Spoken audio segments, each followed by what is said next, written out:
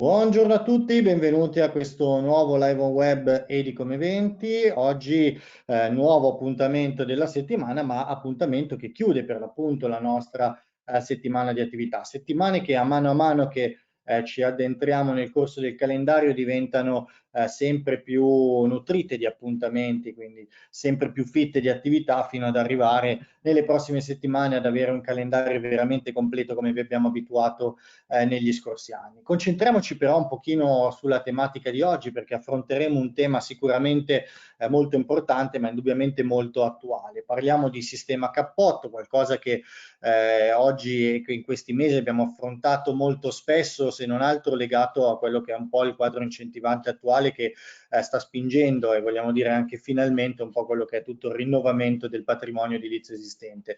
Da un lato ovviamente andando ad efficientare, dall'altro lato prendendo anche un po' spunto ed esempio da quello che vedo poi nel mio quartiere, io abito a Milano, intorno a me, anche dare una qualità diversa agli edifici, un volto diverso, definiamolo così, alle nostre città. Piano piano mi sto abituando e tra breve vedremo anche il mio palazzo avere un volto diverso. Quindi mi sto abituando al di là di pensare gli edifici in maniera più efficiente a vederli anche proprio con una veste nuova, diversa, sicuramente anche più attuale. Però non ci fermeremo qua oggi, non parleremo semplicemente di cappotto, sebbene ci addentreremo anche un pochino ad analizzare quelli che sono i principali aspetti progettuali, gli aspetti applicativi, vedremo anche quali sono un pochino gli errori da non fare per eseguire poi veramente un lavoro fatto a regola d'arte. Dicevo, però non ci fermeremo a questo aspetto, ma faremo un passaggio ulteriore, perché ci stiamo un po' tutti abituando a questa tecnologia, ormai è diventata appannaggio, diciamo, quasi della signora Maria, non che sappia progettare, per carità, ma quantomeno quando sente parlare di sistema cappotto sa che cos'è. Ed ecco che le aspettative, da un lato, quello che è il discorso normativo, quindi con l'ambito dei CAM, diciamo così, ma dall'altro lato quella che è anche la domanda della committenza si stanno spostando, alzando un pochino di più l'asticella. Ed ecco che oggi presenteremo una novità che vedete qua anche bella grande, nel senso che la parola sostenibile è sicuramente molto più grande in questo cartello che è stato condiviso, che state vedendo adesso, del resto della parola sistema cappotto. Perché sostenibile? Perché ci concentreremo su una nuova tecnologia, poi capiremo anche con Pierluigi Valenti che vedete già qua virtualmente accanto a me, se è una tecnologia che può piano piano andare magari a soppiantare quello che è anche le tecnologie attuali con cui vengono realizzati ovviamente i sistemi a cappotto, che sicuramente va in una direzione di una minore emissione di CO2 e anche in una maggiore percentuale di materiale riciclato. Quindi sicuramente una novità molto importante che non spinge solo nella direzione dell'efficienza energetica, ma anche tutto quello che è il mondo della sostenibilità e della compatibilità con l'ambiente. Queste sono un pochino le tematiche che affronteremo oggi, le affronteremo con Pierluigi Valenti di Viero, che vedete già appunto virtualmente accanto a me, e con Fabio Perrotta, che non vedete perché ha un problema di collegamento con la webcam, ma c'è e lo sentirete poi presentare, diciamo, le sue parti di BASF, perché sarà proprio la persona che ci introdurrà alle caratteristiche di questo nuovo isolante, di questa nuova tecnologia. Io prima di lasciare la parola ai nostri relatori, come sempre vi ricordo l'opportunità di fare domande attraverso il campo chat domande del pannello di GoToWebinar. Come sempre sapete non è una chat pubblica, ma sono domande che arrivano, che fate in maniera scritta e arrivano in formato privato a me che sono il moderatore e di conseguenza sarò io poi a dar voce a queste domande, a queste curiosità, anche interrompendo i nostri relatori, quindi la raccomandazione è di non tenere tutte le domande per la fine, portando alla loro attenzione per l'appunto le vostre curiosità, i vostri dubbi e le vostre domande. Detto questo, io direi di lasciare la parola a Pierluigi Valenti che ci introdurrà un pochino a questo argomento e a Fabio Perrotta poi nelle sue parti.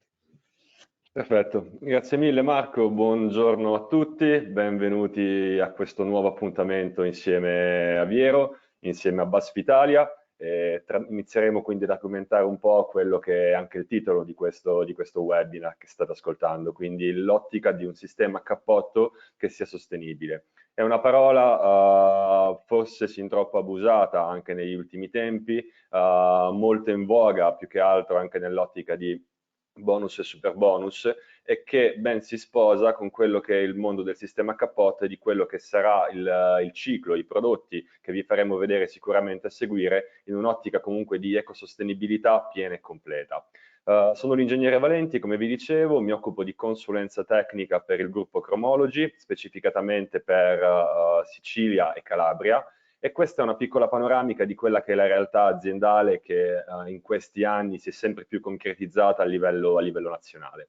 Come Chromology siamo presenti quindi in tutta Italia, abbiamo sede in provincia di Lucca, in un paese che si chiama Porcari, e quelli che vedete nella parte alta della slide sono i brand principali che trattiamo costantemente e continuativamente sul territorio, dal punto di vista prodotti, innovazione tecnologica, ricerca e sviluppo. Come vedete, Viero è il brand che tratteremo oggi, ma che insieme alla gemella Setef e al brand Cepro costituisce quello che è l'approccio aziendale dal punto di vista prodotti votati al mondo degli esterni. Infatti Viero e Setef si occupano un attimo di quello che sono i prodotti da pitturazione per esterno e di sistemi di isolamento termico a cappotto, mentre col brand Cepro affrontiamo quello che è invece il mondo della calce, dagli intonaci sino ai prodotti di finitura, con prodotti NHL 3.5 e che garantiscono quindi il pieno rispetto della storicità della tipologia di immobile a cui si rivolgono. Di contro abbiamo Duco, Max e Baldini Vernici che affrontano più che altro quello che è il mondo degli interni, quindi anche in questo caso con logiche di prodotti vernicianti per interno, prodotti smaltanti e prodotti per il legno, cercando di dare quindi nel mondo dell'edilizia leggera una panoramica sicuramente piena e completa che possa darvi totale risposta sia dal punto di vista tipologico dei prodotti che dal punto di vista approccio, ciclo e qualità in quello che voi fate ogni giorno costantemente nei vostri lavori di ristrutturazione o di progetti ex novo. Siamo un gruppo diffuso a livello europeo e non solo, siamo presenti in oltre 50 paesi in tutto il mondo e abbiamo una presenza diretta in 9 nazioni. Lascio quindi la parola un attimo all'ingegnere Fabio Perrotta che vi spiegherà un attimo quella che è la loro realtà. Buon pomeriggio anche da parte mia, sono Fabio Perrotta, sono Technical Business Developer per quanto riguarda i prodotti polistirenici di BASF nei paesi del Sud Europa. I prodotti polistirenici di BASF sono una business unit che fa parte del primo dei 6 segmenti su cui è diviso il portfolio di prodotti di BASF, quindi facciamo parte dei prodotti dei petrochemicals, perché i prodotti polistirenici, incluso quindi l'EPS con cui si fanno le lastre di isolamento a cappotto, sono derivati primi della raffinazione delle risorse fossili, gas o nafta. I prodotti polistirenici in quanto tali sono quindi cosiddetti materie prime che vengono utilizzate per produrre isolamento a cappotto impiegati principalmente nei sistemi a cappotto. Nei prodotti polistirenici includiamo anche, oltre al polistirene espandibile, che è conosciuto con la sigla EPS, anche il polistirene estruso, XPS, e il polistirene cristallo, che per lo più viene applicato nel packaging e per applicazioni destinate al contatto alimentare. Tornando quindi a noi, Viero, insieme al gruppo Chromology in generale, è presente all'interno di tutta una serie di realtà, dal punto di vista consortili e dal punto di vista comunque di normativa a livello nazionale.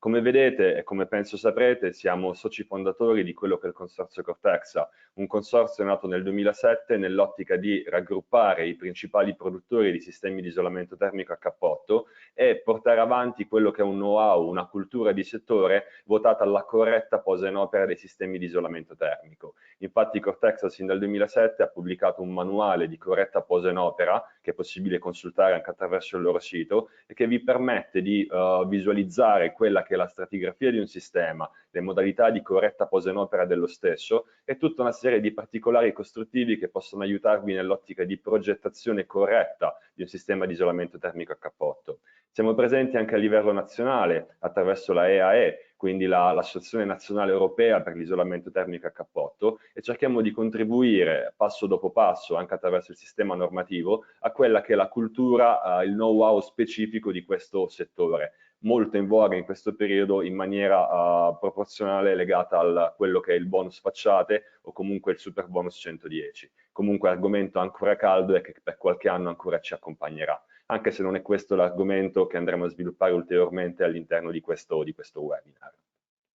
Dal punto di vista normativo, come vi dicevo, abbiamo partecipato anche ai tavoli attraverso i quali sono state poi introdotte due normative fondamentali a livello nazionale e che riguardano la corretta progettazione e messa in opera dei sistemi isolanti e quella che è poi la qualifica dell'operatore che andrà ad applicare sistemi di isolamento termico a cappotto.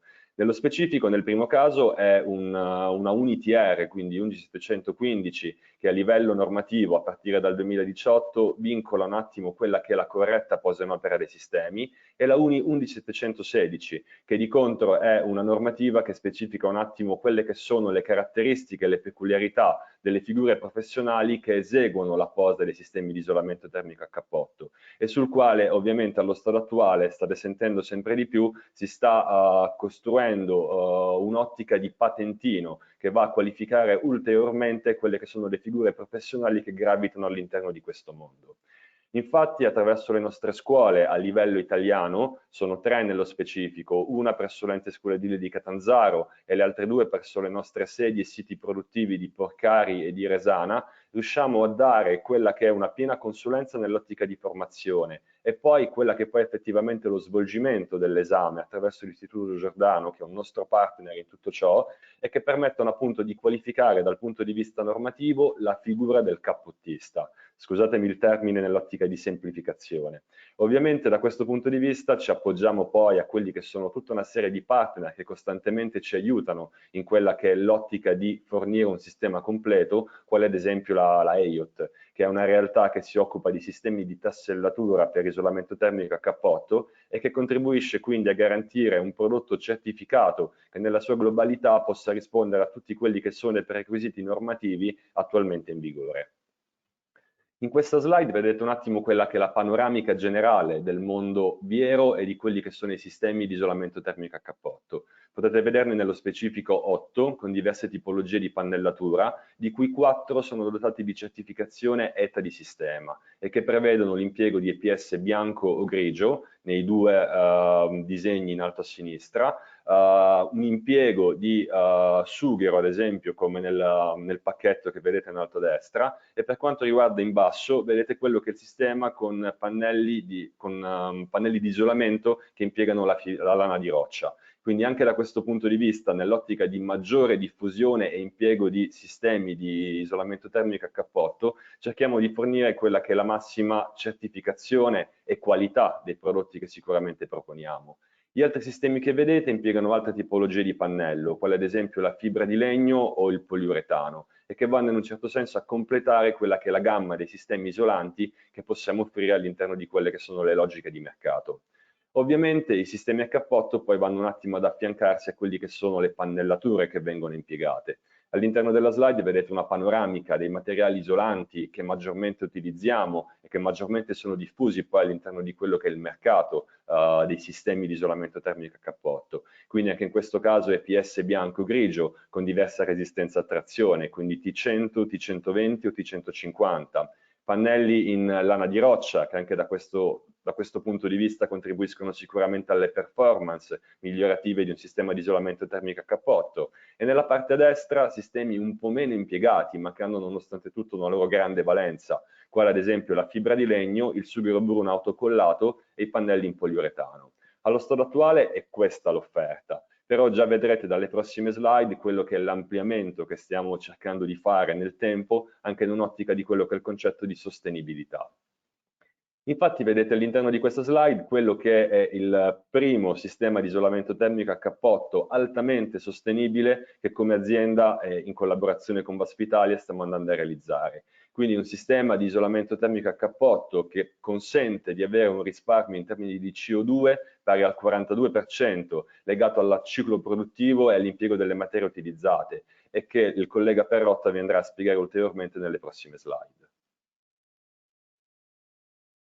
Il 42%, come spiegato dal collega, non è quindi legato alla posa in opera, quindi al savings di CO2 legati a un minor consumo energetico, fabbisogno energetico dell'abitazione, della costruzione, ma è di per sé un valore legato proprio intrinsecamente alla tipologia di materiale.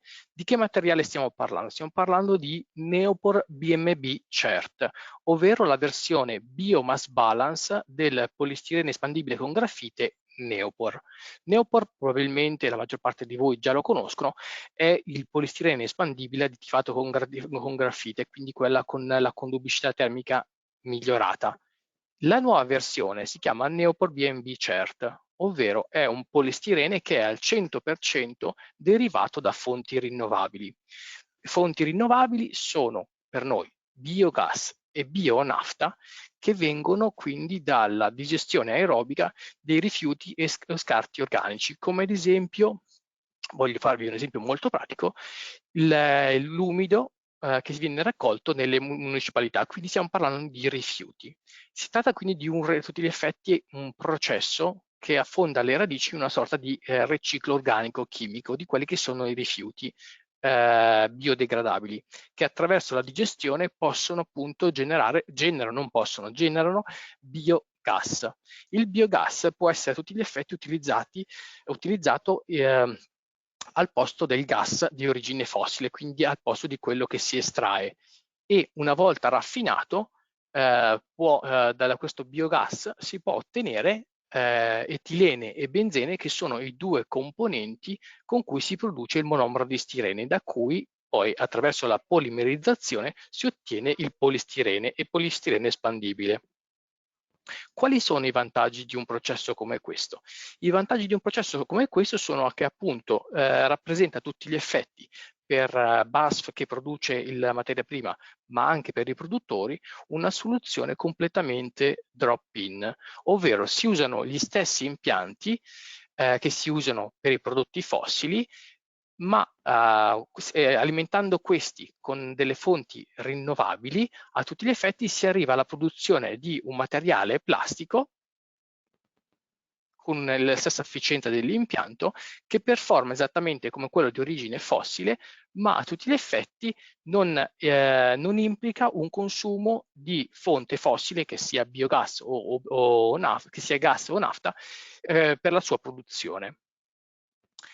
Qui schematizzato appunto vedete il flusso, per cui se all'origine del quale viene sostituita appunto la nafta o il gas con la bionafta o il biogas, si va a ottenere appunto il polistirene espandibile per farne il prodotto isolante. Il metodo Biomass Balance quindi è un metodo che è certificato da un ente di parte terza, in cui praticamente viene calcolato esattamente la quota parte che serve per produrre il polistirene espandibile, e la si va appunto a determinare attraverso l'efficienza dell'impianto, e si va a calcolare quindi questa quantità di biogas che viene introdotta in parallelo a quello fossile, per andare a produrre quindi un prodotto che è a tutti gli effetti certificato ed è derivato da risorse rinnovabili. Il grosso vantaggio quindi in un processo di questo genere è quindi il risparmio, come detto dal collega, un risparmio delle fonti fossili, che implica direttamente un savings diretto sulle emissioni di CO2. Il rimpiazzo delle fonti fossili quindi genera un risparmio del 42% delle emissioni di CO2, che quindi sono esattamente il carbon footprint del prodotto. Il prodotto finale diciamo che non si ha alcun tipo di compromesso sulle prestazioni, perché utilizzando gli stessi tipi di impianti e di per sé essendo comunque il biogas un'alternativa pari a quello della versione fossile, si può ottenere un pannello che ha proprietà termiche e meccaniche identiche a quello di un pannello derivato da fonte fossile. Il processo è un processo che viene calcolato e determinato attraverso lo schema di certificazione che si chiama RED-CERT 2. Il RED-CERT 2 è uno schema appunto di certificazione che deriva dalla direttiva europea sulla gestione dell'utilizzo di fonti rinnovabili come alternativa alle fonti fossili, ed è un certificato che viene rilasciato a seguito di più audit annuali dall'ente di terza parte che è per noi il TÜV Nord, essendo l'impianto di produzione appunto situato in Germania. Il processo continua su tutta la filiera perché la materia prima viene acquisita dai trasformatori che appunto utilizzano il polistirene espandibile per produrre isolamento termico, per produrre isolanti, e quindi a valle della filiera la stessa certificazione viene, possiamo dire, allungata attraverso un processo di cascading appunto certificativo dall'ente certificatore Bureau Veritas, che quindi certifica che a sua volta il sistema a cappotto è dotato di un pannello derivato attraverso questo metodo. Questa certificazione è estremamente importante perché comunque per due principali ragioni. La prima è che appunto comunque va a certificare l'effettivo utilizzo di queste fonti fossili. Voi immaginate di aver di fronte due pannelli completamente identici e sarebbe praticamente impossibile, se non attraverso delle analisi chimiche molto approfondite, andare a definire quello che deriva da fonte fossile e quello che deriva da fonte rinnovabile. Ecco perché quindi è importante andare a fare una differenziazione del prodotto che sia anche certificata da ente di parte terza. Il secondo motivo importante è perché questo prodotto, questo pannello isolante prodotto con materia prima Neopol BNB CERT è certificato secondo lo schema Remedi in Italy come 100% riciclato. Perché questo? Allora, innanzitutto facciamo un passo. Remedi in Italy, probabilmente la maggior parte di voi già lo conoscono, è un'associazione no profit riconosciuta dal Ministero della Transizione Ecologica come schema, come proprietaria del primo schema di certificazione per il contenuto di riciclato nei prodotti. Quindi sapete che per accedere al super bonus i pannelli in EPS devono avere almeno il 10% di prodotto riciclato e che uno dei metodi per garantire questo contenuto riciclato è la certificazione secondo lo schema Remedi in Italy. Ecco, questi pannelli rispondono ampiamente a questo requisito perché non solo garantiscono il 10%, ma arrivano a essere costituiti dal 100% di prodotto riciclato. Questo è appunto possibile perché l'EPS di cui sono costituiti deriva esclusivamente da biogas, che deriva a sua volta dal riciclo organico appunto di biomassa e rifiuti quindi sostenibili. Da qui quindi la possibilità di andare a certificare questi pannelli come 100 in classe A+, come 100% riciclati, quindi pienamente corrispondenti a quelli che sono i requisiti minimi richiesti appunto definiti dal CAM Edilizia per poter accedere poi al super bonus. Il prodotto, quindi, riassumendo, è un prodotto che è altamente sostenibile, quindi è stato inserito appunto all'interno di un sistema cappotto certificato chiamato appunto EcoGreen.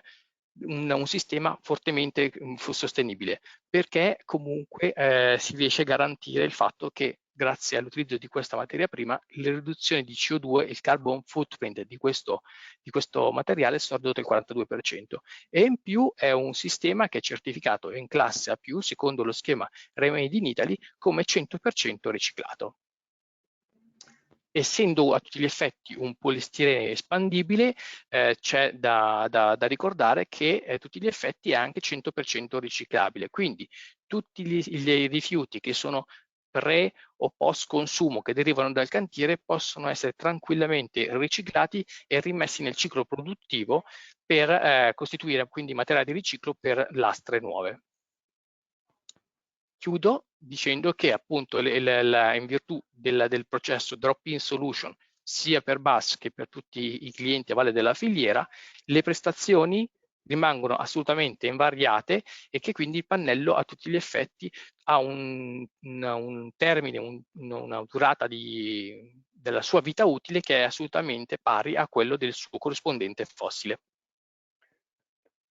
Quindi avete visto un po' quelle che sono le caratteristiche green di quello che è un pannello che per cultura e retaggio viene legato sostanzialmente a sottoprodotti del petrolio. Quindi da questo punto di vista la chiave di volta risulta essere appunto la composizione materica del prodotto stesso e quindi sicuramente un concetto di sostenibilità molto avanzato.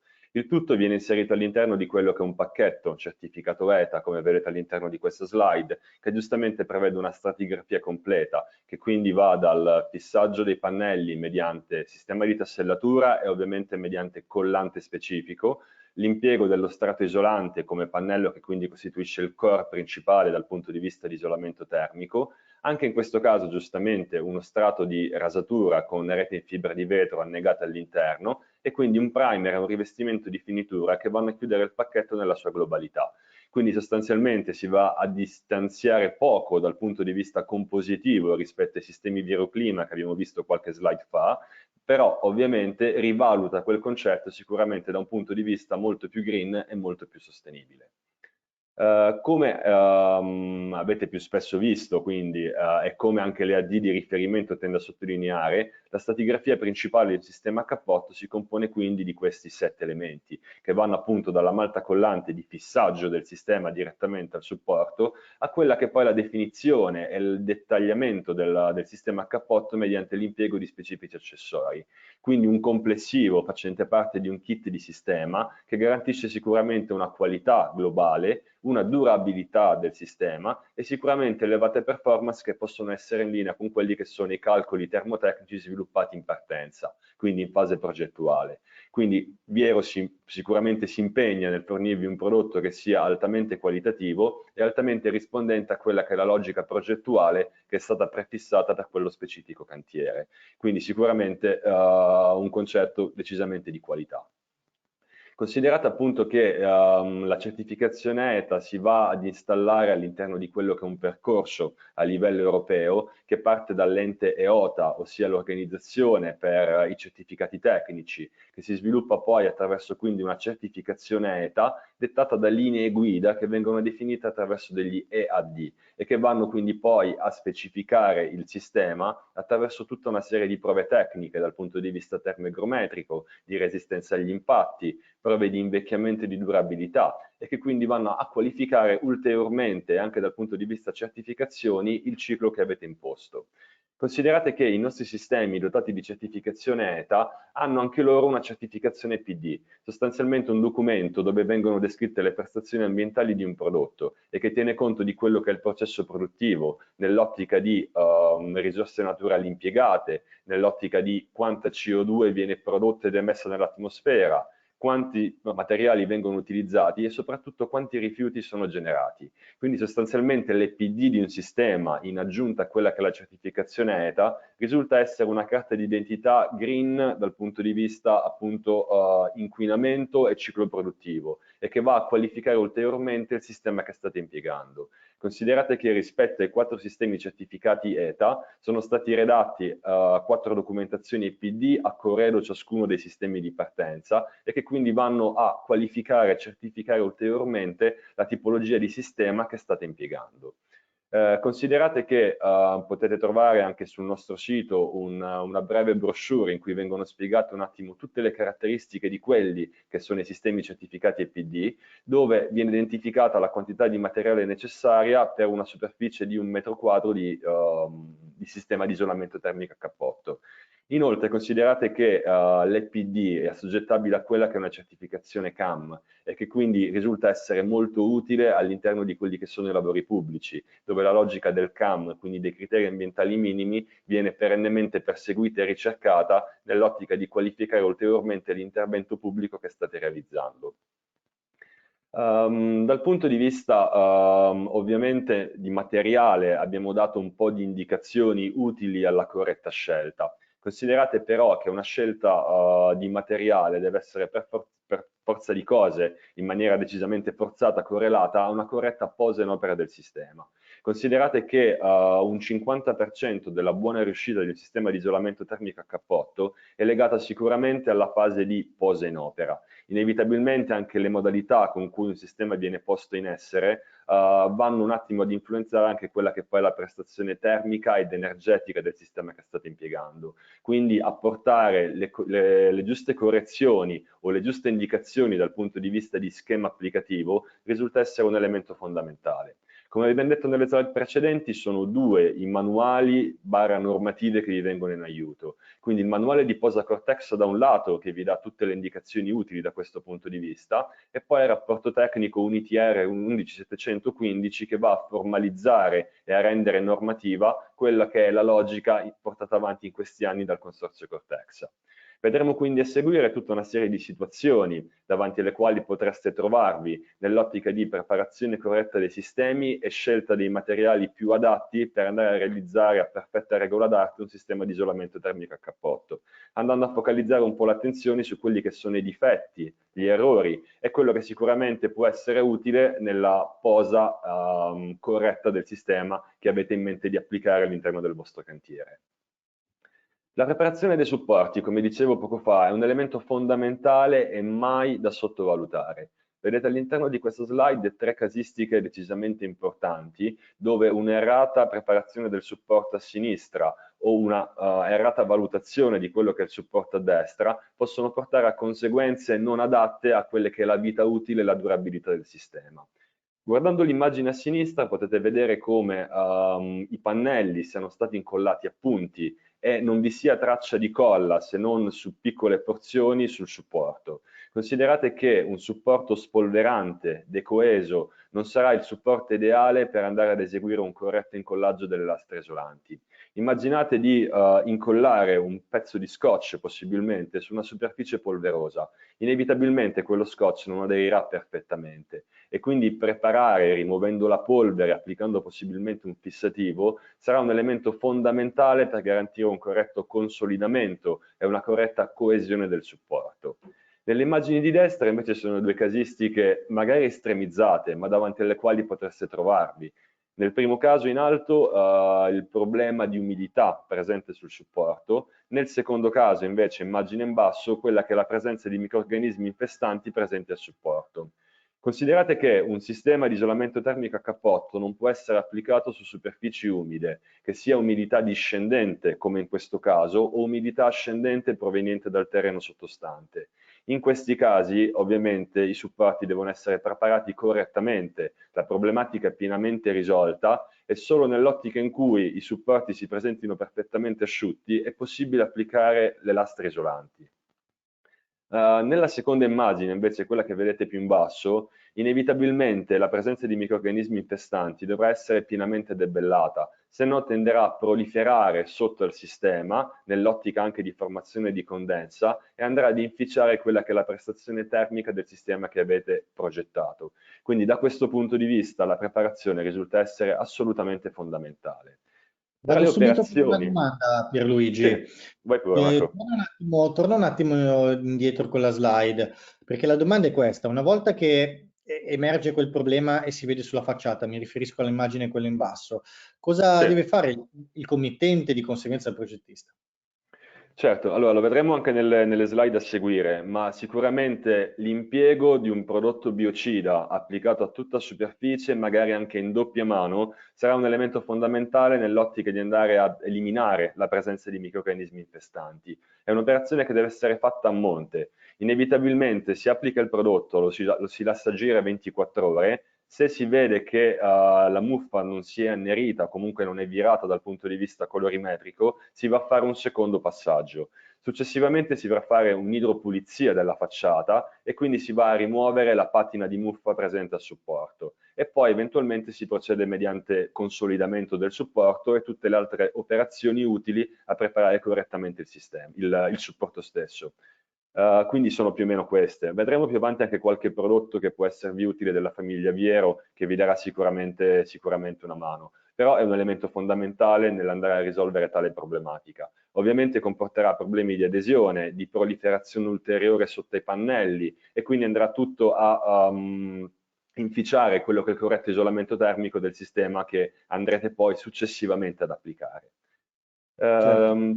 Dicevamo poi, quindi dal punto di vista preparazione, sicuramente i microrganismi infestanti sono un elemento fondamentale. Come vedete nell'immagine centrale, la presenza di spolverio superficiale, anche in questo caso possibilmente un'idropulizia superficiale e l'applicazione di un fissativo a solvente o ad acqua, ma che svolga quella funzione, saranno elementi fondamentali per andare a rimuovere quella patina e quindi a consolidare ulteriormente il supporto.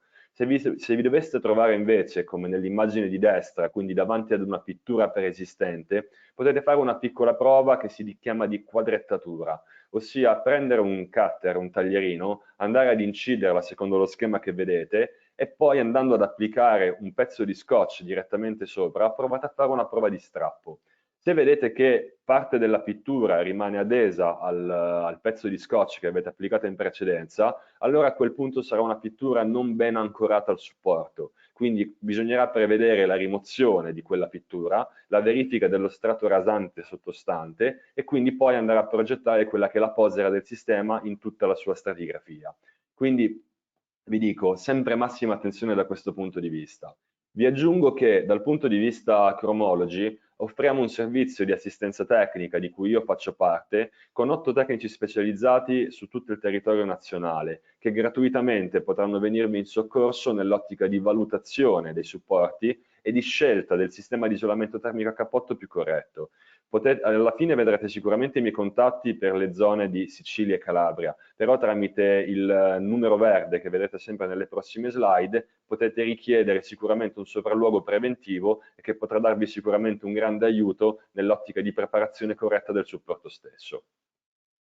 Come dicevamo, in questa slide vi sono alcuni prodotti che fanno parte della famiglia Viero che vanno un attimo a preparare il supporto nella maniera corretta. Quindi vedete la DVB, che è una soluzione igienizzante che aiuta la bonifica di superfici contaminate da microrganismi infestanti. Il Primer SE, ad esempio, che è un fissativo assolvente, quindi con un forte potere di penetrazione all'interno del supporto per andarla a consolidare, o la sua versione ad acqua a base di microemulsioni acriliche, il Primer A500, che anch'esso contribuisce con la opportuna diluizione nel consolidamento effettivo di quella che è la parte più corticale del supporto su cui state andando ad applicare il vostro sistema isolante. Andiamo quindi ad analizzare ulteriori elementi, una volta preparati correttamente i supporti, quella che è la posa in opera, il posizionamento del collante e le metodologie con cui questo deve essere effettuato, deve essere applicato. Considerate che l'adozione di un profilo di partenza vi dà sicuramente un'ottima indicazione dal punto di vista di orizzontalità e vi permette di posizionare correttamente la prima fila di pannelli. In questo caso gli errori sono due. Considerate che la prima fila di pannelli poggia direttamente sul camminamento antistante, cosa che è da evitare nell'ottica eventualmente di pendenza errata del camminamento antistante o di acqua a piede del sistema. In questo caso i pannelli potrebbero assorbire acqua dal basso e quindi poi andare a coinvolgere l'intera stratigrafia e andare ad inficiare quella che è lo strato di rasatura armata o la prestazione isolante del pannello stesso. Quindi distanziare di almeno 3-5 cm la prima fila di pannelli dal pavimento è un elemento utile nell'ottica di distanziamento da possibile umidità di risalita e di orizzontamento corretto mediante profilo di partenza della prima fila di pannelli. Considerate sempre che se effettuate un errore di orizzontamento della prima fila di pannelli, questo ve lo riproporrete nelle file successive. Quindi andare a posizionare correttamente la prima fila di pannelli è un elemento fondamentale nell'ottica di orizzontamento e di planarità del sistema che state andando ad applicare. Ovviamente, come vedete nell'immagine di destra, il profilo di partenza viene distanziato dalla quota del pavimento finito di 3-5 cm, viene fissato a parete attraverso dei tasselli, vedete l'iter in questa parte di sinistra della slide, e quindi poi con un dimensionamento corretto in proporzione allo spessore del pannello, vi consentirà di applicare la prima fila di pannelli e quindi poi procedere in verticale col sistema. L'incollaggio, come dicevamo, anche questo è un elemento fondamentale. Avete visto nelle slide precedenti un sistema di pannellatura incollato a punti distaccato dal supporto. Considerate che nell'immagine di destra avete un attimo quella che è l'estremizzazione di quel caso che abbiamo visto in precedenza. Quindi un sistema a cappotto applicato su un supporto non correttamente preparato e con un incollaggio errato. Infatti vedete qua il posizionamento di 5-6 noci di colla sul lato posteriore del pannello che non vanno perfettamente ad isolare quello che è il retro del pannello, quindi l'intercapedine tra pannello e supporto. In questo caso ci potrebbe essere aria passante e quindi eventualmente l'azione del vento coadiuvata da tasselli non a norma e non perfettamente applicati genera azioni di strappo che a lungo andare potrebbero provocare un distacco completo di quello che è il sistema di pannellatura che avete impiegato. Quindi una preparazione del supporto, una posa corretta del prodotto collante sono elementi fondamentali che vi garantiranno la stabilità corretta del sistema. Considerate inoltre che il peso verticale del sistema a cappotto viene integralmente assorbito dall'incollaggio, quindi procedere con un incollaggio corretto del sistema è una condizione sine qua non per garantire una corretta durabilità del sistema nel tempo e una corretta efficacia dal punto di vista energetico. Vedete qui quindi quelli che sono i metodi corretti di incollaggio. Nel primo caso un cordolo perimetrale e 3 noci di colla posti al centro. In questo modo si garantisce circa un 30% di superficie incollata, un 30-40%, e la parte restante di superficie non vincolata. Questa sarà utile, come vedete dalle frecce, nel garantire una corretta dilatazione e contrazione del pannello dovuta a sbalzi igrotermici che quotidianamente accadono tra il giorno e la notte, tra una giornata assolata e una nuvolosa, e che quindi vi permetteranno di contenere le dilatazioni del pannello in un sistema che non ha giunti, a meno che non alla riproposizione di un giunto strutturale, garantendo quindi la stabilità del sistema nel tempo. Nella parte di destra ovviamente vedete come l'incollaggio risulta essere un po' approssimativo, non risulta corretto, il cordolo non è perfettamente al bordo del pannello ma leggermente posto in interno e quindi tali elementi potrebbero garantire anche il passaggio di aria posteriormente al sistema e generare azioni di strappo che non sono utili nella corretta posa in opera e nella durabilità del sistema stesso. Esiste una seconda tipologia di incollaggio, che è quella che vedete nella parte bassa della slide. È un incollaggio a tutta superficie fatta con spatola dentata, idonea per sistemi perfettamente planari e uniformi, ed idonee per prospetti che non sono direttamente direzionati a sud, dove magari l'azione dell'irraggiamento solare diretto potrebbe provocare dei movimenti eccessivi del sistema, che genererebbero quindi e conseguentemente azioni di strappo del pannello rispetto al supporto. Quindi questo sistema è un sistema che generalmente va bene. Il sistema di incollaggio che vedete in alto è il sistema più universale e più adattabile possibile in base alle condizioni che avete. Quindi proponete un incollaggio che rispetti sempre queste due indicazioni che vedete nella parte a sinistra della slide. I difetti potrebbero essere quelli che vedete nella parte a destra, ossia uno spanciamento centrale del pannello quando le noci non sono applicate correttamente, o eventualmente un sollevamento dei bordi lungo il perimetro che vi andrà poi a definire anche esteticamente quello che è il sistema cappotto appena impiegato. E ascoltatemi nell'ottica per cui tali deformazioni non saranno risolvibili una volta completato il sistema. Quindi è un'attenzione che bisogna porre in fase progettuale e di posa in opera del sistema che state applicando. In questa slide vedete un attimo quelle che sono quella che è la corretta applicazione del prodotto collante. Quindi sostanzialmente un'applicazione mediante spatola lungo tutti i bordi del cordolo di cui parlavamo e circa 3 noci di colla poste al centro che vanno ad evitare lo spanciamento centrale del pannello che abbiamo visto nella slide precedente. Anche in questo caso Viero ci viene in aiuto attraverso l'impiego di più tipologie di collante che possono essere utili e fare al caso nostro anche in funzione del tipo di supporto davanti al quale ci troviamo. Ad esempio abbiamo l'Adesan G7 con granulometria da 0,7 mm in versione bianco-grigia. Abbiamo lo stesso prodotto che in questo caso in polvere in pasta, quindi aggiungendo cemento Portland in rapporto 1 a 1 e andando a creare quindi il nostro impasto.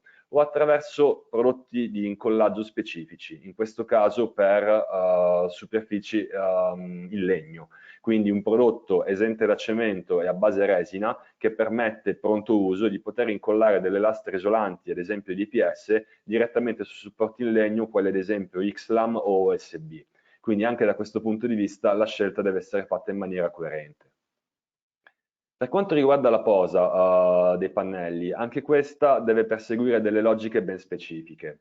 Vedete all'interno di questa slide uno che è un errore che è abbastanza frequente, ossia l'accostamento non perfettamente a livello tra lastre adiacenti, lasciando quindi dei giunti aperti a tutti gli effetti tra una lastra e l'altra, o il posizionamento di un tassello che non è corretto in questo caso, perché dovrebbe essere applicato all'intersezione dei giunti che vanno a separare pannelli adiacenti o in fila. Altro errore che si evidenzia nella parte di destra è l'impiego di un prodotto cementizio, quindi di un rasante o di un collante per andare a riempire le fughe. Considerate che un prodotto cementizio inevitabilmente avrà una conducibilità termica diversa da quello che è il prodotto isolante e quindi andrà a costituire quello che è un piccolo ponte termico.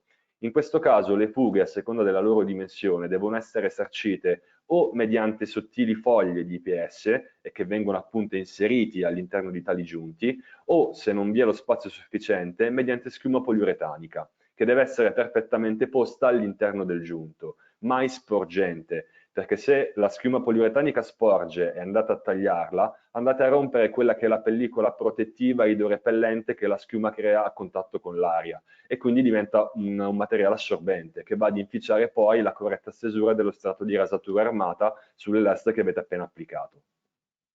La posa deve essere effettuata, come dicevamo, a giunti sfalsati tra una fila e quella sovrastante. Per quanto riguarda gli angoli delle finestre deve essere applicato un pannello con sagomatura a L, quindi evitando che i giunti corrispondano esattamente col vertice. E per quanto riguarda invece gli angoli, l'applicazione deve essere secondo sistema entry dash, quindi evitando giunti verticali continui a tutta altezza, ma sfalsandoli attraverso un posizionamento corretto delle lastre tra una fila e quella sovrastante. Dal punto di vista tassellatura, uno dei problemi che spesso si riscontra è l'applicazione a percussione del tassello che non è perfettamente a filo con quella che è la faccia esterna della lastra isolante. Quindi spesso il tassello viene posto troppo in profondità rispetto a quello che è la faccia esterna del pannello isolante e il dislivello viene stuccato mediante prodotto rasante. Questo risulta essere un problema, perché già considerate che un tassello rispetto all'EPS circostante in questo caso risulta essere un piccolo ponte termico, perché il livello di trasmittanza è differente dal punto di vista puntuale del tassello e di spessore per quanto riguarda il pannello. Considerate che magari una volta completato il sistema, in giornate fredde, magari in cui si forma un po' di condensa mattutina, i punti in cui il rivestimento finale andrà ad asciugare più velocemente saranno quelli in cui vi è l'applicazione del tassello stesso. A lungo andare, tale differente asciugatura della brina depositata sul rivestimento a spessore comporterà anche una variazione colorimetrica e di invecchiamento del colore del rivestimento a cappotto che state applicando e quindi andrete a notare quella che è l'immagine in basso, ossia punti più chiari in corrispondenza della testa del tassello, in questo caso anche del giunto tra pannelli sovrapposti, avranno applicato possibilmente del rasante, e quindi una variazione cromatica, estetica e funzionale che andrà ad inficiare la corretta riuscita del vostro sistema. Quella che vedete nell'immagine di destra è un'immagine un po' traumatica, ma va in un certo senso ad identificare quelle che potrebbero essere le conseguenze, anche catastrofiche, tra virgolette, di quella che è un'errata posa in opera del sistema, con un cedimento totale della parete e del sistema a cappotto che avete applicato e quindi danni che possono coinvolgere anche ambiti civili e penali per quanto riguarda poi le responsabilità in fase successiva. Come dicevamo, la tassellatura risulta essere quindi anch'essa un elemento chiave. Considerate che il tassello serve a contrastare quelle che sono le azioni generate dal vento sul sistema a cappotto, quindi compressione e depressione da vento. Inevitabilmente la lunghezza e il posizionamento del tassello deve essere studiato anch'esso in maniera più che specifica. Vedete nell'immagine di destra quella che è il calcolo della lunghezza di un tassello. Quindi bisognerà tener conto dello spessore della lastra isolante, dello spessore del materiale collante applicato dietro al pannello, che di norma si assume pari a circa 1 centimetro, lo spessore di eventuale strato di intonaco che va poi a coprire quello che è il tamponamento e la profondità di ancoraggio specifica in base al tipo di supporto davanti al quale vi trovate. Quindi il calcestruzzo cellulare avrà una profondità di ancoraggio di un certo tipo, un laterizio forato avrà una profondità di ancoraggio minore, ma anch'essa ben specificata all'interno della scheda tecnica del prodotto che state valutando. Il posizionamento può essere effettuato secondo due metodologie. Vedete nella parte di sinistra un posizionamento a T dei tasselli, che va bene per materiali compatti, quali ad esempio un EPS bianco o grigio o una lastra di poliuretano. Per quanto riguarda invece il posizionamento definito a W, questo è specifico per materiali fibrosi, quindi ad esempio una lana di roccia adotterà questo tipo di tassellatura, poiché se posizionate il tassello ad incrocio tra i pannelli è possibile che l'angolo magari della lastra in lana di roccia possa sfilarsi rispetto alla testa del tassello. Quindi per avere una maggiore presa del tassello rispetto al pannello sottostante, l'imposizione che viene fatta è quella di spostare in maniera più centrata il tassello secondo lo schema che vedete in immagine. Ulteriormente, la scelta del tassello, la tipologia, il numero, viene vincolata attraverso una tabella a quella che è la zona ventosa all'interno del quale il vostro edificio risulta ubicato, a quello che è il contesto, quindi un contesto isolato, urbano aperto o urbano protetto, e in considerazione anche di quella che è l'altezza dell'edificio. Quindi all'interno della tabella, andando ad incrocio, identificherete due numeri, dove il primo è per superficie piena. Il secondo numero identifica il numero di tasselli da imporre sugli spigoli del vostro immobile.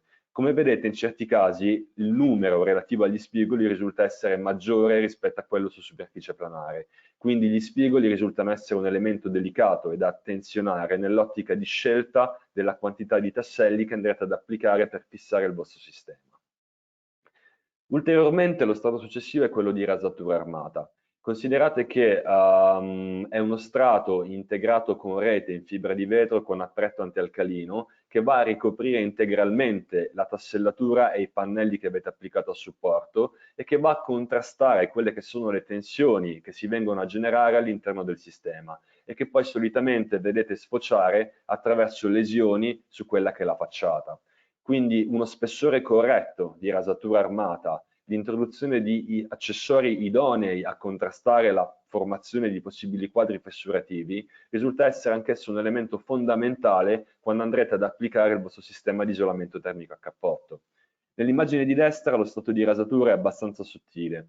Non sono stati rispettati gli spessori, quindi come dicevamo, e il rasante è stato applicato quasi direttamente su rete. Sicuramente una modalità di posa in opera dello strato rasante che non risulta corretta. Infatti, come dicevamo, le lesioni che possono formarsi ai vertici dei vani finestra può essere contrastata sia dalla posizione del pannello, quindi con sagomatura ad L, che dall'introduzione di fazzoletti di rinforzo che vanno ulteriormente a rinforzare quello che è un punto debole e un punto di scarico tensioni che si generano all'interno del vano finestra. Questo può essere fatto o mediante fazzoletti bidimensionali, quindi banalmente una porzione di rete di circa 20 x 30 cm posta a 45 gradi che va a posizionarsi appunto sui vertici delle nostre finestre. Nel caso in cui invece la persiana o la vetrata risulta arretrata rispetto al filo esterno, esistono degli accessori tridimensionali che vanno a rinforzare e ad abbracciare il vano finestra in corrispondenza dello spigolo, dando quindi un aiuto dal punto di vista tensionale e di durabilità quindi del sistema. Come dicevamo, lo spessore della rasatura risulta essere decisamente importante. Di norma varia tra i 3 e gli 8 mm. La rete deve essere posta al centro nel caso di spessori ridotti pari a circa 3 mm o nel terzo esterno nell'ottica di spessori che arrivano fino a 8 mm come strato rasante. Banalmente, se abbiamo 6 mm di spessore globale della rasatura, la rete va posta a 4 mm dal pannello isolante, perché solo in quella posizione assolverà pienamente la sua funzione di contrasto delle tensioni che si generano all'interno del sistema. Inoltre i teli devono essere sovrapposti per circa 10 cm gli uni agli altri, al fine di garantire una continuità di armatura all'interno dello strato rasante. Inevitabilmente, come vedete, le reti sono reti certificate che hanno un certo livello qualitativo e delle caratteristiche predefinite. Si parla di reti con grammature di circa 160-165 grammi al metro quadro, una maglia fitta di circa 3,5 x 3,8 mm, un corretto appretto antialcalino che permetta alla rete di resistere all'alcalinità dello strato rasante all'interno del quale è inserito, e quindi sicuramente sono reti qualitative che danno maggiore resistenza e maggiore qualità, scusando il gioco di parole, all'intero sistema. Esistono ulteriori reti di rinforzo che possono essere integrate, vedete in questo caso una rete Panzer, per dare maggiore resistenza dal punto di vista urti, ad esempio. Hanno una grammatura aumentata, siamo intorno ai 380 grammi al metro quadro, e permettono quindi di dare ulteriore resistenza a quello che è il pacchetto che avete progettato e che state applicando direttamente sul vostro cantiere. Quindi si possono usare anche entrambi, cioè immagino quella con una grammatura maggiore tipicamente nelle parti basse che sono più soggette a urti e l'altra nelle parti più alte dell'edificio eventualmente. Perfetto Marco, hai pienamente centrato. Considerate che la rete Panzer si utilizza sempre in aggiunta rispetto a quella che è la rete tradizionale e quindi va a dare maggiore resistenza agli urti. Inevitabilmente le zone basse, magari anche i primi 3 metri dell'edificio, sono quelli soggetti a maggiori urti. Magari, non so, bimbi che giocano nel giardino, che appoggiano magari una bicicletta a parete, o un passaggio pedonale di gente che quindi magari può sbattere accidentalmente oggetti sul sistema. Ovviamente non resistono all'impatto di un'auto, possibilmente che posteggia male in prossimità del sistema a cappotto, però sicuramente danno un maggiore rinforzo dal punto di vista di distribuzione delle pressioni agenti sul sistema dall'esterno, quindi sicuramente un elemento in più. Certo. Dal punto di vista di prodotti rasanti, oltre ai prodotti collanti che avete visto in precedenza, che fungono anche da rasanti, quindi un unico prodotto per 2 funzioni distinte, abbiamo ulteriori prodotti rasanti quali l'Adhesan Lime, che contiene all'interno un piccolo contenuto di calce per migliorare la traspirabilità dello strato rasante stesso, o diversamente vedete quello che è l'Armaclima, che a differenza dei prodotti visti in precedenza è un prodotto totalmente esente da cemento, quindi è un prodotto a base resina che dà vantaggi nell'ottica di velocità di asciugatura, quindi non bisogna aspettare i classici 7 giorni o millimetro giorno, come si dice dal punto di vista teorico, per poi sovrapplicare fonda e finitura. In questo caso si attendono 24 o 48 ore e si può sovrapplicare direttamente lo strato rasante. Inoltre è un prodotto che può essere messo in tinta in sottotono e può anche evitare l'applicazione di quello che è un primer andando in maniera diretta con rivestimento a spessore direttamente sul rasante. Quindi da questo punto di vista vi dà sicuramente una molteplicità di vantaggi dal punto di vista applicativo e dal punto di vista stratificazione. Quindi sicuramente un elemento in più. E quindi si conclude poi il sistema con quello che è l'intonaco di finitura. Potete vedere un errore abissale all'interno di questa slide, dove è stato utilizzato un prodotto smaltante addirittura per andare a rifinire quello che è il sistema di isolamento termico a cappotto applicato.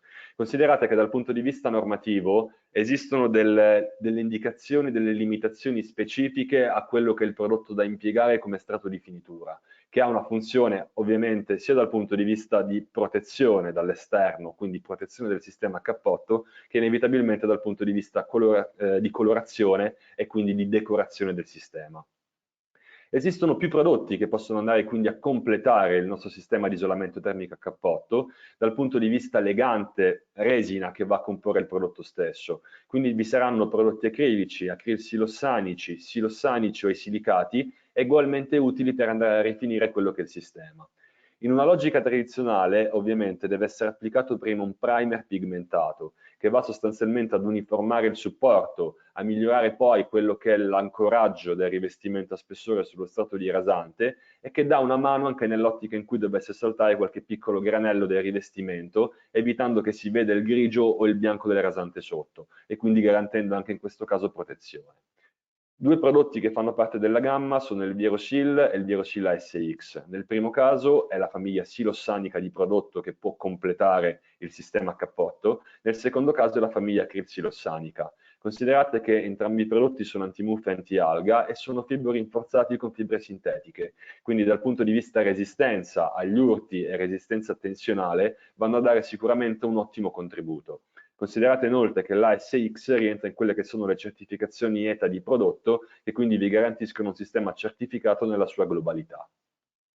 Come vi dicevo, quindi le pitture sono assolutamente sconsigliate. Il rivestimento minimo che può essere impiegato è un rivestimento da 1 millimetro ma in doppia mano, o diversamente un rivestimento con granulometria da 1.2 o da 1.5 in singola mano. Quindi nella panoramica dei prodotti di finitura sono queste le logiche da perseguire. Ovviamente poi il rivestimento a spessore risulta essere strettamente collegato con quello che è il colore, che andrà poi a definire l'involucro del vostro sistema isolante. Quindi dal punto di vista scelta di colori e di pigmenti, bisogna prestare anche in questo caso elevata attenzione. Vedete due casi di scolorimento, con un impiego di pigmenti non idonei al mondo degli esterni, quindi non pigmenti ossidi che siano altamente resistenti a quella che è l'irraggiamento solare diretto e quindi la reazione ai raggi UV. Quindi anche da questo punto di vista la scelta cromatica è vincolata a tutta una serie di parametri. Considerate che all'interno delle nostre mazzette, Viero, troverete quello che è l'indice di luminosità del colore, identificato con la lettera Y. Sostanzialmente è un indice che rispetto alla radiazione solare incidente vi identifica quanta radiazione viene assorbita e quanto viene riflessa. È un indice percentuale, considerate che il bianco ha un valore pari a 100, poiché dal punto di vista teorico riflette integralmente la radiazione solare incidente, mentre il nero ha un valore pari a 0, inevitabilmente tende ad assorbirla completamente. Tutti i colori si distribuiscono all'interno di questo range, quindi tra 0 e 100, e il vincolo che viene dato dal punto di vista normativo nella scelta del colore prevede un Y che non sia mai inferiore a 25, onde evitare un surriscaldamento superficiale eccessivo, una destabilizzazione del sistema H8 e quindi uno stress che può portare successivamente a lesioni, fessure e instabilità del sistema. Quindi anche la scelta del colore risulta essere un elemento fondamentale. Nell'ottica di colorazioni scure ci viene in aiuto però quella che è la tecnologia NIR, integrata all'interno delle nostre mazzette termoriflettenti presenti in gamma. Sostanzialmente sono pigmenti che riducono l'assorbimento di radiazione solare, garantendo la realizzazione anche di colori molto scuri sul sistema H8. Quindi una tecnologia che garantisce un Y costante pari a circa 31 e che quindi permette di abbassare le temperature superficiali e garantire una maggiore stabilità e durabilità del sistema nel tempo. Quindi sicuramente un elemento che può venire in aiuto nell'ottica di scelte cromatiche magari un po' più particolari. Il tutto si completa quindi poi con la scelta degli accessori, che risultano essere elementi di dettaglio, ma che a volte risultano essere fondamentali nell'applicazione di carichi leggeri o pesanti direttamente a supporto. In questo caso vedete come l'applicazione di un elemento di giunzione tra il collare del discendente pluviale e il supporto abbia generato un allargamento del buco che era stato creato in partenza, con possibili infiltrazioni di acqua, polvere, insetti e quant'altro, quindi tutti elementi che vanno un attimo a contrastare quella che è la stabilità e la funzione del sistema. Quindi la scelta di accessori specifici da questo punto di vista risulta essere un elemento di durabilità del sistema e di garanzia di quello che è l'isolamento termico a cappotto. Infatti risultano essere accessori che dal punto di vista prestazionale e dal punto di vista di trasmittanza vanno a limitare al massimo la creazione di punti termici puntuali o lineari a tutto vantaggio di quella che è una corretta applicazione di elementi, di accessori, di impianti una volta completato il sistema di isolamento termico a cappotto. Facciamo quindi una panoramica conclusiva di quelli che sono i sistemi visionati in partenza, quindi una gamma composta da 8 kit che diventeranno 9, quindi attraverso il nostro sistema Viroclima EcoGreen con EPS grigio e che quindi tendono a soddisfare un po' quelle che sono le attuali richieste di mercato. Ricordiamo quindi il nostro sistema introdotto anche insieme al collega Fabio Perrotta, nell'ottica quindi di ciclo complessivo, dal fissaggio dei pannelli sino alla scelta del rivestimento finale, a tutto vantaggio di quello che è un kit sostenibile, ecologico, certificato soprattutto, e che garantisce qualità e durabilità sicuramente elevate, a tutto vantaggio poi di quella che è la vita di cantiere, la manutenzione successiva del sistema e quindi la stabilità e la garanzia di prestazione nel tempo, elementi sicuramente fondamentali. Direi di chiuderla qui con un po' di informazioni a mio riguardo, troverete un attimo quelle che è la mia mail personale, il sito di riferimento su cui troverete anche il numero verde da poter contattare nell'ottica di richiesta di intervento o di argomentazione ulteriore rispetto a quanto trattato in questa sede e sicuramente vi ringrazio per l'attenzione che avete mostrato e l'interesse soprattutto su argomenti così sensibili. Approfitto solo un attimo, visto che hai lasciato i contatti prima di rilasciare la parola a Fabio Perrotta, visto che molti avete chiesto le slide, se è possibile riceverle e rivederle. Ecco, non l'avevo detto all'inizio, ve lo dico adesso, a 2 ore dal termine di questa diretta, quindi grosso modo tra 2 ore circa, visto che siamo in conclusione, riceverete il link direttamente via mail con la mail, sulla mail con la quale vi siete iscritti, quindi ecco, potrete poi scaricare e rivedere con calma la presentazione. Prego Fabio. Sì, mi unisco anch'io ai saluti, ringraziandovi per l'ospitalità e invitandovi tutti quanti a partecipare al Climahouse 2022, che quest'anno è stato posticipato a fine maggio, dal 18 al 21. BASF sarà presente con un piccolo stand direttamente all'ingresso, tra i tornelli d'ingresso e le casse, dove esporremo una piccola selezione dei prodotti isolanti fatti con Neopor BMV CERT, tra cui il sistema a cappotto di Chromology. Ne approfitto anche sempre per dirvi che giovedì 19, sempre all'interno della manifestazione fieristica, durante l'Innovation Forum organizzato dall'agenzia Casa Clima, ci sarà uno speech dedicato appunto a darvi ulteriori dettagli sul metodo Biomass Balance e sulla certificazione Remade in Italy. Anch'io quindi vi lascio i miei riferimenti, il mio indirizzo mail, un indirizzo in cui web in cui potete andare appunto a approfondire eventuali altri dettagli legati alla materia prima di cui vi ho spiegato. Ringrazio Edicom e Chromology per l'ospitalità. Buon pomeriggio a tutti. Grazie, rimani comunque con noi Fabio perché poi voglio farti qualche domanda. Mi sposto adesso a fare delle domande, intanto che seleziono, perché vedo che stanno arrivando molte domande adesso. Partirei un pochino da questa qua, se non altro perché è una novità nel corso dei webinar che abbiamo fatto, non ci hanno mai fatto una domanda di questo tipo qua. Ci chiedono se puoi dare qualche indicazione, Pierluigi, in relazione alla stagionalità con cui eseguire un lavoro un'esecuzione di un cappotto. Allora, stagionalità intesa come periodo migliore dell'anno in cui applicare un sistema. Bravissimo. Ok, allora considerate che inevitabilmente giornate calde prive di eventi atmosferici quali piogge e quant'altro risultano essere un elemento fondamentale di applicazione. Considerate che nelle schede tecniche dei prodotti che avete visto e visualizzato durante questo webinar sono identificate condizioni di temperatura minima e massima del supporto e dell'aria comprese tra i 5 e i 35 gradi. Inoltre anche il livello di umidità deve essere basso, contenuto in circa il 65%, 65-75%, quindi ha tutto vantaggio di condizioni atmosferiche che prevedano sicuramente non un irraggiamento solare diretto sulla superficie rispetto alla quale state intervenendo e quindi comunque condizioni ambientali sicuramente idonee da questo punto di vista. Inevitabilmente un'applicazione in piena estate, io sono di Palermo, quindi magari applicate con 30-35 gradi per quanto riguarda l'aria e sicuramente temperature più elevate per quanto riguarda il supporto, possono interferire con quella che è la corretta posaunopera del sistema.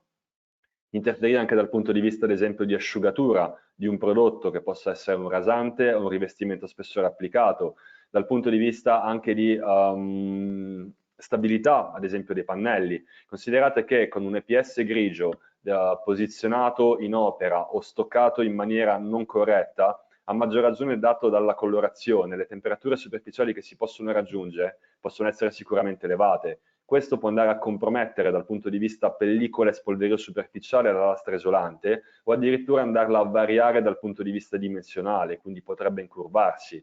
Quindi anche l'impiego di ponteggi, magari con delle schermature, con reti e teloni, può essere un elemento fondamentale e ancora più utile nel garantire condizioni ambientali idonee ad una corretta posa in opera. Spero di essere stato esaustivo. Sì, direi chiarissimo. Invece, domanda che ci fanno abbastanza spesso, ma è bene chiarire un pochino questo aspetto, se si può dare un ordine previsionale più o meno. Ci chiedono in quanto può considerarsi la durata di un sistema cappotto eseguito a regola d'arte. Considerate che un sistema certificato ETA ha una vita, se seguito nell'ottica anche di manutenzione, che supera sicuramente i 25 anni.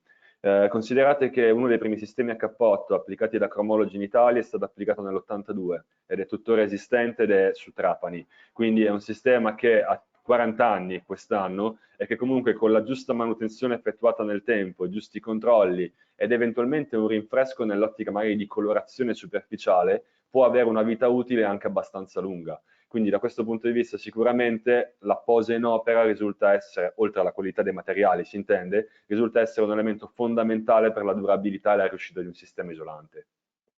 Certo, allora giustamente hai dato questa risposta nell'ottica del sistema, perché dall'inizio che parliamo di sistema, quindi un sistema a cappotto regolarmente eseguito a regola d'arte. Adesso invece vorrei chiedere però a Fabio Perrotta, perché è arrivata anche una domanda in tal senso, se ci può dire qualcosa circa la durabilità del nuovo pannello.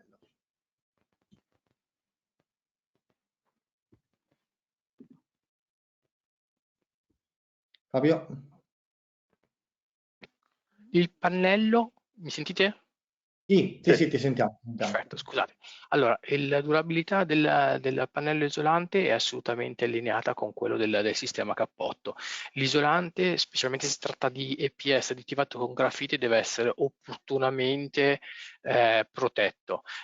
Già il collega Valenti ha chiaramente indicato quali sono le modalità, le precauzioni da prendere in fase di posa. Quindi viene da sé che un cappotto correttamente installato garantisce e il sistema cappotto si fonda stesso sulla durabilità del pannello, quindi sono assolutamente allineati come performance di vita utile. Perfetto, ci puoi dire anche qualcosa relativamente alla resistenza al fuoco? Sì, allora anche questo materiale, anche il Neopor B&B Cert, come il Neopor normale, è un prodotto che è classificato in classe E, quindi è un prodotto autoestinguente che all'interno appunto di un sistema cappotto certificato garantisce il raggiungimento della classe B, quindi risponde pienamente a tutti i requisiti ad oggi imposti, o meglio raccomandati, perché si parla di, di linee guida dei vigili del fuoco, ma il collega Pierluigi Valenti sicuramente vi può dare più dettagli, richiesti dai vigili del fuoco. Sì, aggiungo che i sistemi certificati ETA hanno una classe di resistenza al fuoco in classe BS2 di 0 come classe massima o BS1 di 0, quindi comunque inferiore alla BS3 di 0 che è raccomandata sostanzialmente dai vigili del fuoco all'interno della loro circolare per edifici funzionalmente all'altezza dell'immobile. Quindi siamo pienamente dentro da questo punto di vista. Perfetto. Pierluigi, sempre invece per te, ci chiedono sostanzialmente, hanno visto da alcune slide che hai fatto vedere che alcuni dei prodotti che hai illustrato non hanno l'etichetta della certificazione ETA. Ci chiedono nel caso se si possono comunque considerare prodotti idonei per cappotto. Allora, considerate che la certificazione ETA non è una certificazione di prodotto, ma è una certificazione di sistema. Sostanzialmente all'interno è elencato tutta una serie di prodotti che vanno a costituire il kit, ovviamente con valide alternative. Paradossalmente, ad esempio, i collanti Adesan G5 e G7 rientrano entrambi, o anche il G10 rientrano entrambi all'interno di quello che è il pacchetto ETA. Così come ci sono più tipologie di finitura e più tipologie di rasanti. Quindi non è una certificazione che troverete magari sulla scheda tecnica o sulla latta barra sacco di prodotto, ma è una certificazione che verrà data nella scelta di prodotti che rispondono esattamente a quella lista presente all'interno del certificato. Ovviamente considerate poi che una certificazione ETA di sistema non serve a nulla se non è contestualizzata. Infatti la possibilità di usufruire di una certificazione ETA deve essere sempre accompagnata da una lettera che identifica l'impiego di quei prodotti all'interno di quel cantiere per quello specifico kit di sistema che avete applicato. Quindi avere solamente una certificazione ETA di sistema da questo punto di vista è una certificazione tra virgolette incompleta. Quindi kit di sistema nella sua interezza e quindi in questo caso anche attraverso l'impiego del prodotto di Aeroclima EcoGreen che va quindi ad identificare anche il pannello isolante oltre alla stratigrafia restante del sistema stesso. Perfetto, parliamo invece adesso di supporti esistenti, perché chiaramente abbiamo un po' capito e questo super bonus ci sta mettendo di fronte al fatto compiuto che il nostro patrimonio edilizio è assolutamente variegato, stratificato nel corso degli anni, ma anche per quanto riguarda eventualmente le aree geografiche. Mattone faccia vista in questo caso, ci chiedono se occorre rimuoverli prima di effettuare un cappotto. Allora, la premessa che fate è più che corretta, anche perché considerate che molto spesso all'interno dei prezzieri regionali o del prezziero DEI, la parte di preparazione del cappotto, del supporto, scusate, in termini di voci specifiche, viene molto spesso messa da parte o integrata all'interno di altre voci. Invece è un'argomentazione a sé stante che ha pienamente ragion d'essere nell'ottica di incollaggio poi delle lastre isolanti. Fatta questa premessa, se avete delle piastrelle in clinker possibilmente che vanno a creare l'effetto cappotto, magari posizionate 20-30 anni fa e di cui non avete piena contezza di quello che è il livello di adesione all'intonaco sottostante, quel rivestimento applicato a parete se ne consiglia una totale rimozione, perché considerate che poi le lastre isolanti verranno incollate su tali piastrelle e quindi se il peso poi e la mancanza di idonea adesione delle piastrelle a supporto vanno ad inficiare il sistema stesso, si può generare un distacco e quindi poi tutto quello che ne consegue rispetto possibilmente alla caduta del sistema isolante stesso. Se avete invece dei mattoni costituenti, quindi il tamponamento a tutti gli effetti, conviene sempre andare a livellare quello che è il supporto, nel garantire una corretta adesione planare del pannello isolante rispetto al supporto stesso. Quindi possibilmente l'applicazione di un rinzaffo o di un sottile strato di intonaco uniformante del mattone che avete presente al supporto sicuramente può essere un elemento utile nell'adesione dei pannelli rispetto al supporto e quindi crearvi quel substrato idoneo per un corretto incollaggio. Poi potete procedere ad esempio anche con l'incollaggio a tutta superficie, se avete garantito preventivamente un supporto perfettamente planare, quindi anche questa può essere una modalità di posa in opera. Certo, perfetto. Altra domanda, ci chiedono come realizzare dettagli come per esempio i marcapiano. Si vedeva in quella immagine in cui facevi vedere la casa, diciamo, quella rivestita con lo smalto, addirittura come errore progettuale, se non sbaglio. Sì, esatto, questa. Allora, anche in questo caso l'applicazione di questa tipologia di marcapiano sul sistema cappotto tradizionale non è consentita, perché applicare mattonelle o lastre rigide su un sistema semovente e quindi con un incollaggio sicuramente a tutta superficie, nel tempo farà sì che ciò che avete applicato sopra possa scollarsi rispetto allo strato rasante sottostante e quindi poi cadere verticalmente sul marciapiede antistante. Quindi l'applicazione sicuramente di lastre o fasce marcapiano come in questa situazione o di piastrelle in grass deve essere fatta in maniera oculata e con una certa attenzione, anche se di norma un sistemista non andrà a darvi garanzie e certificazione nell'ottica di riuscita e di stabilità nel tempo di quella sovrapplicazione generata. Diversamente, se volete realizzarlo magari in maniera differente, potreste applicare magari una fascia di pannelli un po' più spessa rispetto alla fila sovrastante e sottostante, avendo cura però di mettere nella parte alta una piccola scossalina metallica che vada a proteggere il giunto tra il pannello e la fascia marcapiano che avete creato e quindi garantendo un corretto smaltimento dell'acqua di dilavamento della facciata. In quel caso sì, potreste sicuramente giocare su una variazione di spessore o eventualmente anche una variazione cromatica tramite rivestimento diverso e andare a definire quello che è l'elemento marcapiano di facciata.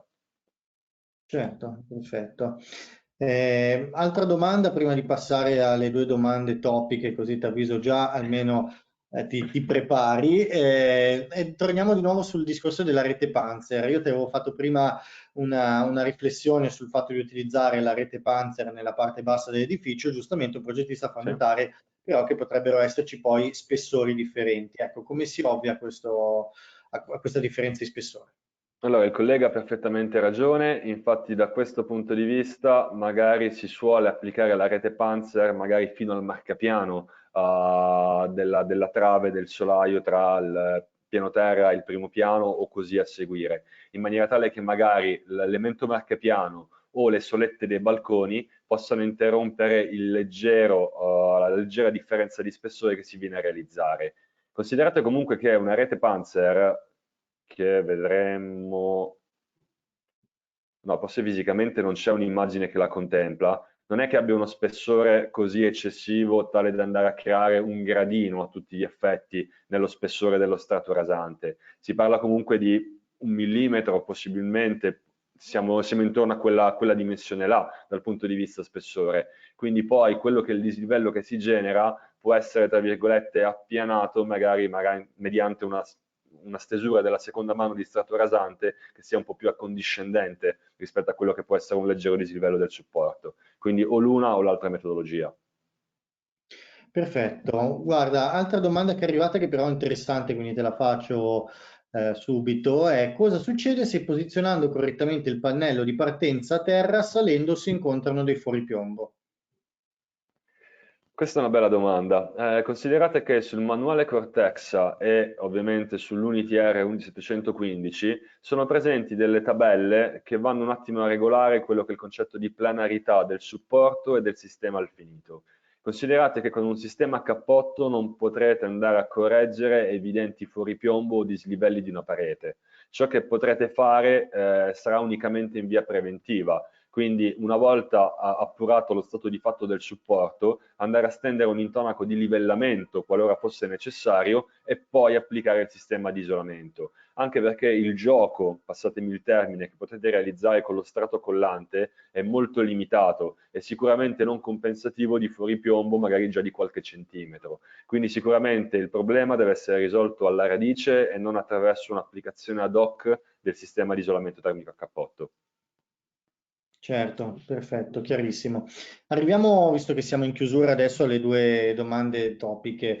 Allora, una, te le faccio tutte e due insieme fondamentalmente. Una riguarda un pochino i costi in generale del sistema a cappotto, ma soprattutto se ci puoi dare un parametro, quantomeno una differenza tra il cappotto con il nuovo pannello, quindi con il nuovo sistema, piuttosto che con un pannello, definiamolo tradizionale. Dall'altro lato, la domanda che si pongono i progettisti adesso, e se le posta più di uno, è relativa ai tempi di consegna, in relazione ovviamente a quelli che abbiamo già capito essere un pochino dei ritardi dovuti a questa situazione contingente legata anche al super bonus, ma dall'altro lato anche in termini di approvvigionamenti per quanto riguarda un po' la crisi internazionale che stiamo vivendo in questi giorni. Allora, due puntualizzazioni importanti. Per quanto riguarda la prima parte della domanda, considerate che è un sistema che stiamo mettendo sul mercato in questa fase. Ovviamente, come ha detto anche il collega Fabio, a maggio ci sarà proprio il parte del lancio effettivo direttamente al Cleanhouse e la presentazione. Quindi anche dal punto di vista costi è una fase in via d'essere, per cui stanno definendo dal punto di vista commerciale anche il costo del pannello stesso. Per quanto riguarda poi invece un costo complessivo, è assoggettato ad una miriade di variabili che non può quantificare al metro quadro quello che è il costo effettivo, perché giustamente la scelta di un EPS da 4, una lana di roccia da 18, una finitura acrilica o un rivestimento silossanico da 1.5 e anche l'impiego di accessori all'interno del sistema che poi vengono spalmati al metro quadro, vanno a definire un range dal punto di vista costo materiale decisamente ampio. Il consiglio che posso darvi sicuramente è entrare in contatto eventualmente con il nostro numero verde o con le realtà locali che vendono e promuovono il brand Viero sul territorio ed eventualmente in base a quelle che sono le vostre esigenze farvi fare direttamente un preventivo e arrivare poi a quantificare al metro quadro il costo del materiale. Non mi sento dal punto di vista etico e professionale allo stato attuale di darvi effettivamente un prezzo, perché sarebbe un'indicazione troppo generica e poco poi confacente a quella che effettivamente è la vostra necessità nell'ottica di progettazione. Dal punto di vista la seconda domanda è relativa a quando sarà disponibile il materiale?